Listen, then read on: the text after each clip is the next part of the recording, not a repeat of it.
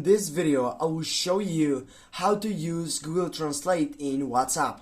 Firstly, when you open up your chat section with someone on your site, and then as you can see here you have word which is not into your language, you need to get up and just use that Google Translate on it.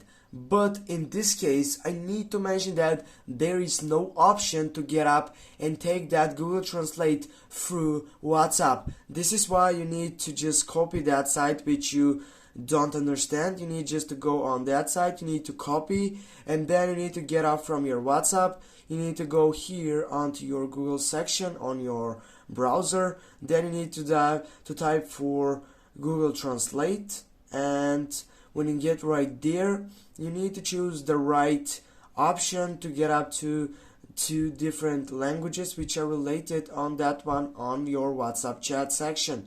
Go paste, and here you can simply see what means in that different language.